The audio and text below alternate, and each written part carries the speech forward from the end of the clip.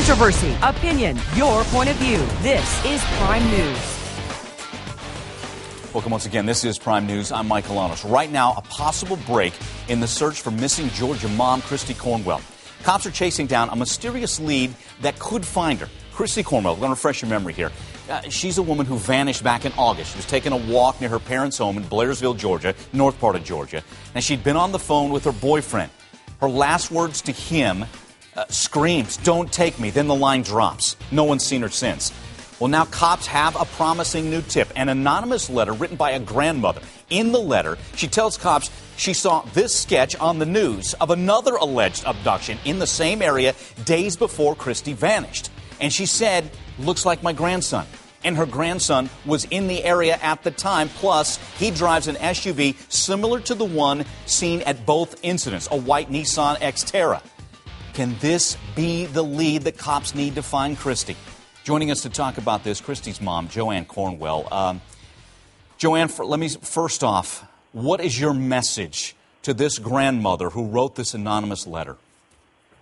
I'm asking this grandmother to put herself in my shoes and know that we desperately need Kristi back. She's a mother, so she knows what it is to have love for a child. And I can put myself in her shoes, too, by knowing how hard it would be to implicate my grandson in a crime like this, and because I'm sure she loves him. But I just pray that she will know how we're suffering, and from her love for her child would know how much I love Kristi and would just come forward and help us to find out where Kristi is. Joanne, so well put. Joanne, is this the best lead that you've had since Kristi vanished? Well, to me, it's the most promising, and it gives us great hope. We've never given up hope in the last 6 months, but, you know, this could be the key that unlocks the case that will bring Kristi home, if this lady will just come forward. Joanne, how difficult has this been? I can imagine it must have been a very difficult holiday season for you. Well, we've been in a nightmare since this happened. It's just like time has stopped and has not progressed since August the 11th, and Christmas was very difficult. It was terrible. I was just so glad when it was over.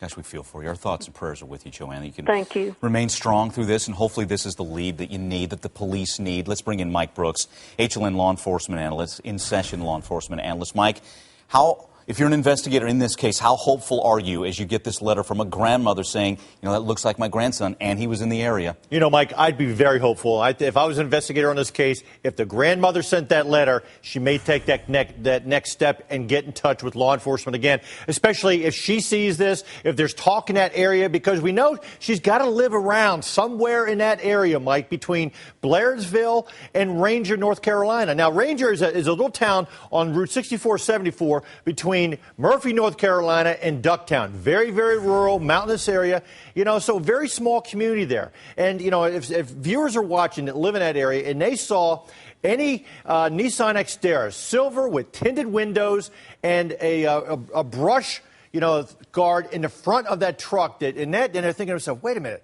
I think I may have seen that.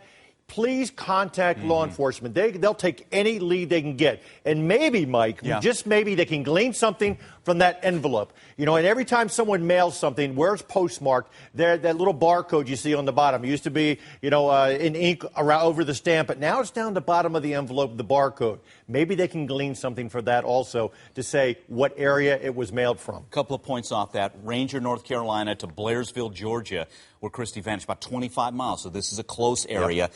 Let's get back to tracing that letter. I'm sure a lot of viewers are wondering, because that's what you want. You want to trace that letter, number one. Number two, we're hoping this lady, this anonymous grandmother's watching this show right now, and hopefully, as Joanne said, this tugs at her heart and she comes forward. But, Mike, what about tracing that letter? What's your best hope on that front? I think with the Postal Service, as postal inspectors, getting in touch with them, and possibly any fingerprint evidence. And, Mike, there can also possibly be DNA from the grandmother. You know, could that come?